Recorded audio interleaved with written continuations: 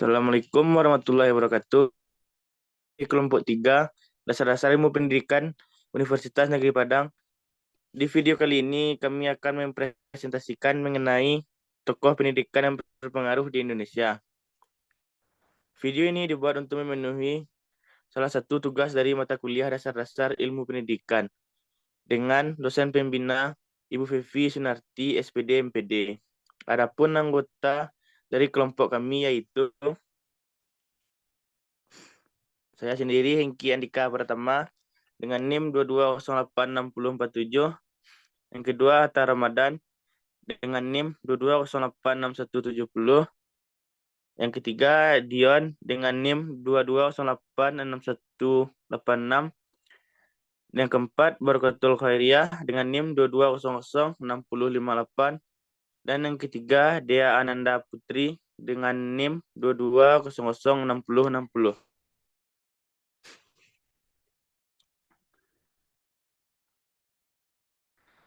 Table of Contents. Yang pertama, Ki Hajar Dewantara. Yang kedua, Muhammad Syafi'i. Yang ketiga, Kiai Haji Ahmad Dahlan. Yang keempat, Rahmah El Yunusiah.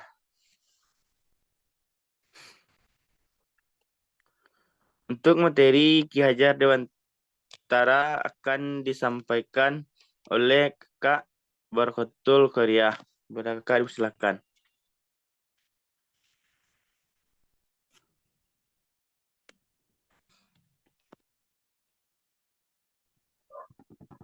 Baik, terima kasih kepada moderator. Materi yang pertama yaitu mengenai tokoh Ki Hajar Dewantara. Nah, Ki Hajar Dewantara mendirikan perguruan Taman Siswa pada tanggal 3 Juli 1922 di Yogyakarta. Nah, Ki Hajar Dewantara ini lahir pada tanggal 2 Mei tahun 1889 dengan nama kecil Suwardi Surya Ningrat. Nah, perguruan ini didirikan dalam bentuk yayasan. Latar belakang berdirinya adalah bahwa sekolah-sekolah yang didirikan oleh pemerintah Hindia Belanda sesungguhnya tidaklah diperuntukkan bagi kepentingan dan kemajuan rakyat Indonesia, tetapi untuk kepentingan politik kolonial Belanda, meskipun Mr. C. T. van den Venter mengatakan bahwa Belanda ingin menebus dosa kepada rakyat Indonesia atau Majelis Luhur Taman Siswa tahun 1976.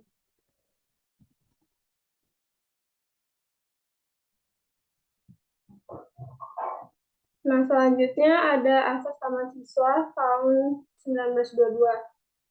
Yang pertama, setiap orang berhak mengatur dirinya sendiri dengan mengingat tertibnya persatuan dalam kehidupan umum. Ketertiban tidak akan tercapai jika tidak ada kedamaian, begitupun sebaliknya. Yang kedua, pendidikan yang diberikan kepada anak hendaklah dapat menjadikan manusia yang merdeka batinnya, pikirannya, dan merdeka tenaganya, dan bermanfaat untuk kepentingan bersama. Yang ketiga, pendidikan hendaklah didasarkan atas keadaan dan budaya Indonesia yang selaras dengan kodrat kita dan akan memberi kedamaian dalam kehidupan sehingga tidak mudah terpengaruh oleh kebudayaan yang datang dari luar. Yang keempat, pendidikan harus diberikan kepada seluruh rakyat tanpa terkecuali untuk dapat mencapai asas kemerdekaan. Maka kita harus bekerja sesuai dengan kemampuan sendiri tanpa mengharapkan bantuan orang lain. Yang kelima, oleh karena kita bersandar pada kekuatan sendiri, maka haruslah kita memikul semua beban belanja dengan uang sendiri. Yang terakhir, pendidik hendaklah mendidik anak dengan sepenuh hati, tulus, dan ikhlas. Tidak meminta sesuatu hal, tetapi menyerahkan diri untuk berhamba kepada sang anak.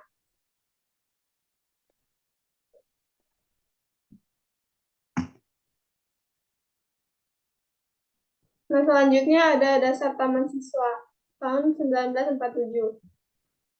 Nah, dasar ini disebut dengan Pancadharma yang terdiri dari yang pertama ada kebudayaan.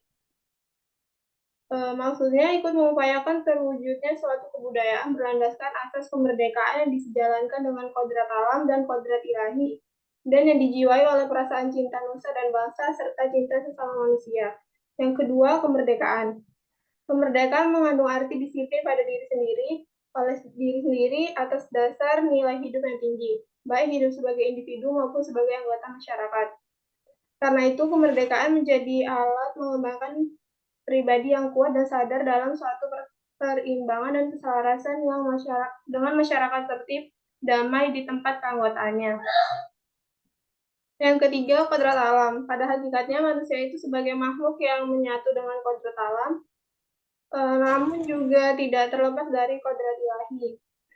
Kodrat alam mengandung kemajuan yang dapat digambarkan sesuai pertumbuhan suatu pohon mulai dari benih hingga berkembang menjadi besar, akhirnya berbuah dan menyebarkan lagi benih yang baru sebelum pohon yang besar mengakhiri hidupnya. Yang keempat, kemanusiaan. Nah, asas ini menyatakan bahwa setiap manusia haruslah mewujudkan kemanusiaan yang berarti kemajuan manusia lahir dan batin yang setinggi-tingginya. Nah, yang terakhir ada kebangsaan. Asas kebangsaan ini tidak boleh bertentangan dengan asas kemanusiaan.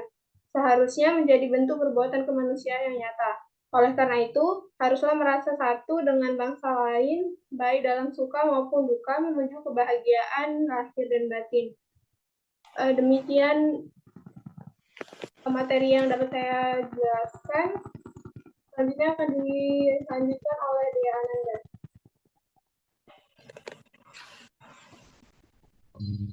Baik, terima kasih atas kesempatannya. Di sini saya akan menjelaskan mengenai tujuan perguruan tinggi Taman Siswa.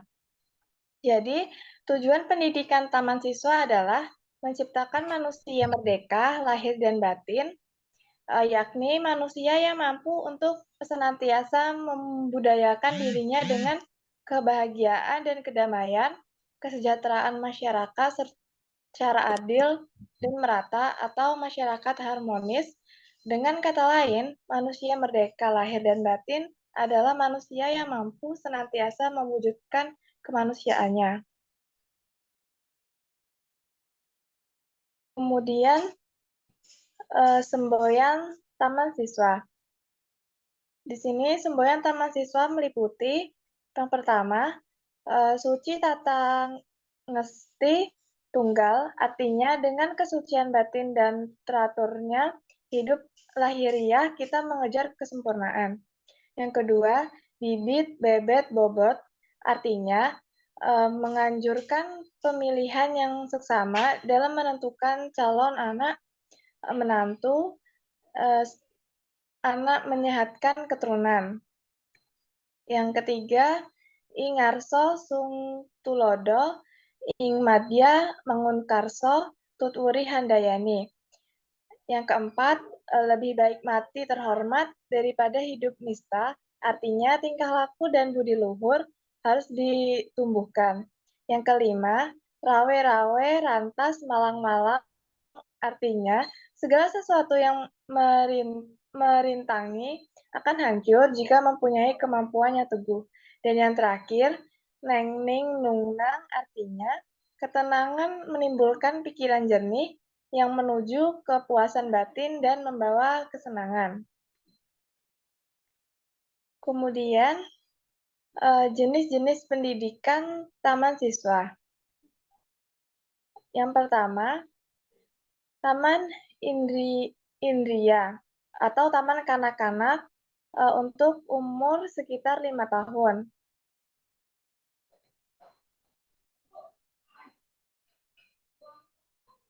Dan yang kedua, taman anak kelas 1 sampai kelas 3 SD untuk umur 8 sampai 10 tahun. Yang ketiga, taman muda untuk kelas 6 SD dengan umur 11 sampai 14 tahun.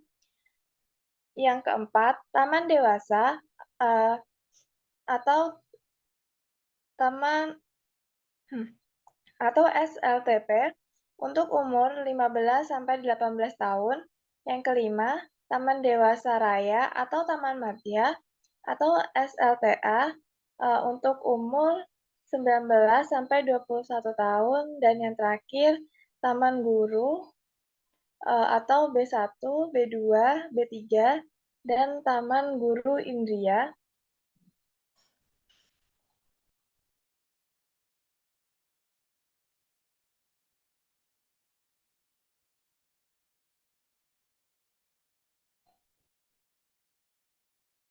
Baik, selanjutnya hasil yang dicapai taman siswa.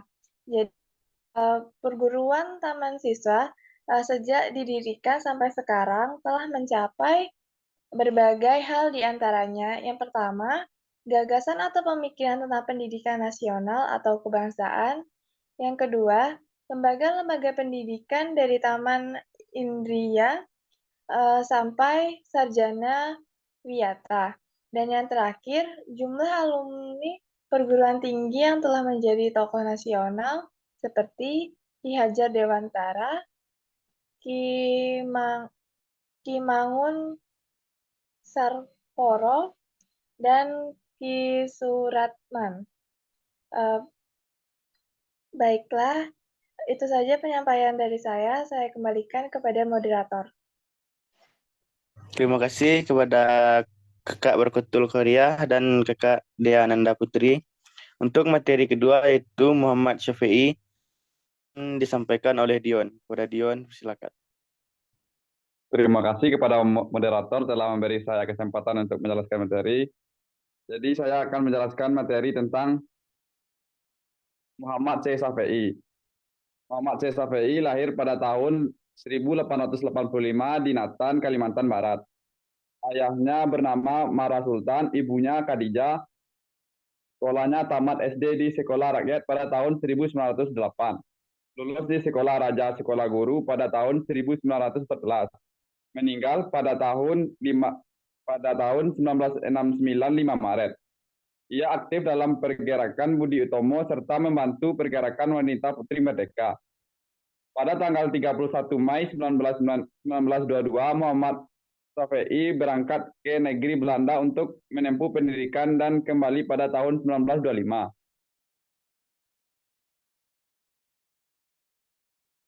Syafi'i merupakan ilmunya dengan mengelola sebuah sekolah yang kemudian dikenal Sekolah INS Kayu Tanam. Sekolah ini lebih dikenal dengan nama Sekolah Kayu Tanam.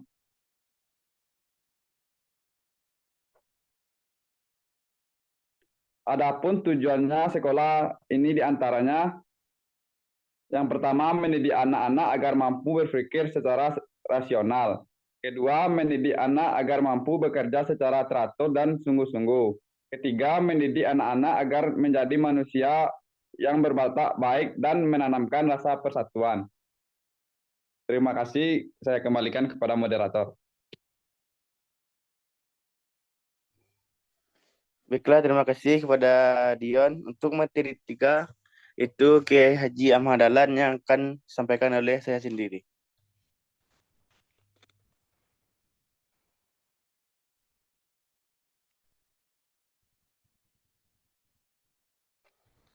Lahir dengan nama Muhammad Darwis pada tahun 1 Agustus 1868 dan wafat pada 23 Februari 1923. Beliau adalah seorang ulama besar bergelar pahlawan nasional Indonesia yang merupakan pendiri Muhammadiyah. Beliau adalah putra keempat dari 7 bersaudara dari keluarga Kiai Haji Abu Bakar. Kiai Haji Abu Bakar adalah seorang ulama dan khatib terkemuka di Masjid Besar Kesultanan Yogyakarta pada masa itu. Dan ibu dari Kiai Haji Ahmad Dahlan adalah putra dari Haji Ibrahim yang juga menjabat penghulu Kesultanan Yogyakarta, Hadiningrat pada masa itu. Beliau termasuk keturunan ke-12 dari Maulana Malik Ibrahim, salah satu seorang yang terkemuka di antara wali songo. Itu pelopor penyebar agama Islam di Jawa. Silsilahnya tersebut ialah Maulana Malik Ibrahim, Maulana Ishak, Maulana Ainun Yakin, Maulana Muhammad Fadullah atau Sunan Propen, Maulana Sulaiman Ki Ageng Gribik, Yatinom, Demang Jurung Sapisan, Demang Yuru Kapindo, Kiai Ilyas, Kiai Murtadla, Kiai Haji Muhammad Sulaiman, Kiai Haji Abu Bakar, dan Muhammad Darwis atau Ahmad Dahlan. Nasab dari Syekh Maulana Malik Ibrahim bersambung kepada Nabi Islam, yaitu Nabi Muhammad.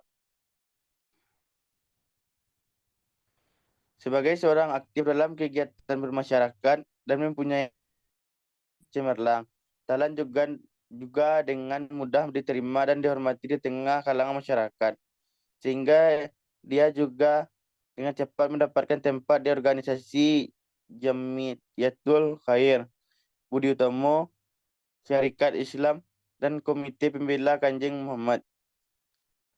Gagasan pendiri Muhammadiyah oleh Ahmad Dahlan ini juga mendapatkan resistensi, baik dari keluarga maupun masyarakat sekitarnya. Berbagai fitnahan, tuduhan, dan hasutan datang bertubi-tubi kepadanya. Beliau dituduh hendak mendirikan agama baru yang menyalahi agama Islam.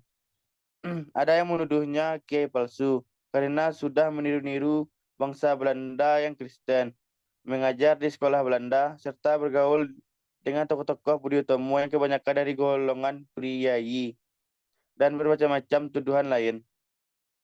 Ahmad Dahlan sempat mengajar agama Islam di sekolah Osvia Magelang, yang merupakan sekolah khusus Belanda buat anak-anak priayi. Bahkan ada pula orang yang hendak membunuhnya. Namun beliau berteguh hati untuk melanjutkan cita-cita dan perjuangan pembaruan Islam di tanah air bisa mengatasi semua rintangan tersebut. Atas jasa-jasa Kiai Haji Ahmad Dahlan dalam membangkitkan kesadaran bangsa Indonesia melalui pembaruan Islam dan pendidikan, maka pemerintah Republik Indonesia menetapkannya sebagai pahlawan nasional dengan surat keputusan Presiden nomor 667 tahun 1961. Dasar-dasar penetapan itu ialah sebagai berikut. Yang pertama, Kiai Haji Ahmad Dahlan telah mempelopori kebangkitan umat Islam untuk menyadari nasibnya sebagai bangsa terjajah yang masih harus belajar dan berbuat. Yang kedua, dengan didirikannya telah banyak memberikan ajaran Islam yang murni kepada bangsanya. Ajaran yang menuntut kemajuan, kecerdasan, dan beramal bagi masyarakat dan umat dengan dasar iman dan Islam. Yang ketiga, dengan organisasinya, Muhammadiyah telah mempelopori amal usaha sosial dan pendidikan yang amat diperlukan bagi kebangkitan dan kemajuan bangsa dengan ajaran Islam. Dan yang terakhir, dengan organisasinya Muhammadiyah bagian wanita atau Aisyah dengan mempelopori kebangkitan wanita Indonesia untuk mengecap pendidikan dan berfungsi sosial setingkat dengan kaum pria.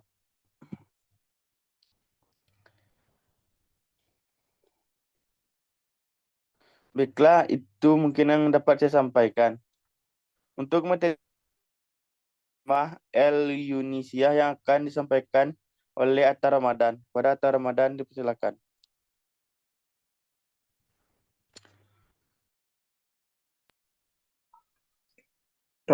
Rahmah El Yunisia. Syekhah Kajah Rangkayo Rahmah El Yunisia 26 Oktober 1900 sampai 26 Februari 1969 adalah seorang reformator pendidikan Islam dan pejuang kemerdekaan Indonesia. Ia merupakan pendiri Diniyah Putri, perguruan yang saat ini meliputi taman kanak-kanak hingga sekolah tinggi. Sewaktu Revolusi Nasional Indonesia, ia melopori bentukan unit perbekalan Tentara Keamanan Rakyat atau TKR di Padang Panjang serta menjamin seluruh perbekalan alat senjata mereka. Rahmah sempat belajar di Diniyah School yang dipimpin abangnya Zainuddin Labai El Yunusi. Tidak puas dengan sistem koedukasi yang mencampurkan pelajar putra dan putri, Rahmah secara inisiatif menemui beberapa ulama Minangkabau untuk mendalami agama, hal tidak lazim bagi seorang perempuan pada awal abad ke-20 di Minangkabau. Selain itu, ia mempelajari berbagai ilmu praktis secara privat yang kelak ia ajarkan kepada murid-muridnya. Dengan dukungan abangnya, ia merintis Diniyah Putri pada 1 November 1923 yang tercatat sebagai sekolah agama Islam perempuan pertama di Indonesia. Sewaktu pendudukan Jepang di Sumatera Barat, HH nomor Kai di Padang Panjang untuk membantu perwira Gyugun pada masa Perang Kemerdekaan. Ia melopori berdirinya TKR di Padang Panjang dan mengerahkan muridnya melawan penjajah sesuai kesanggupan mereka walaupun hanya menyediakan makanan dan obat-obatan. Pada 7 Januari 1949, ia ditangkap oleh Belanda dan ditahan dalam pemilu 1955. Rahmah terpilih sebagai anggota DPR mewakili Masyumi, tetapi tidak pernah lagi menghadiri sidang setelah ikut bergerilya mendukung Pemerintah Revolusioner Republik Indonesia atau PRRI. Keberadaan Diniyah Putri Universitas Al-Azhar membuka Kuliatul Banat, fakultas yang dikhususkan untuk perempuan. Dari Universitas Al-Azhar, Rahmah mendapat gelar kehormatan Syekhah yang belum pernah diberikan sebelumnya sewaktu ia berkunjung ke Mesir pada 1957. Setelah 2 tahun sebelumnya, Imam Besar Al-Azhar Abdurrahman Taj berkunjung ke Diniyah Putri. Di Indonesia, pemerintah menganugerahkan tanda kehormatan Bintang Mahaputra Adi Pradana secara anumerta pada 13 Agustus 2013.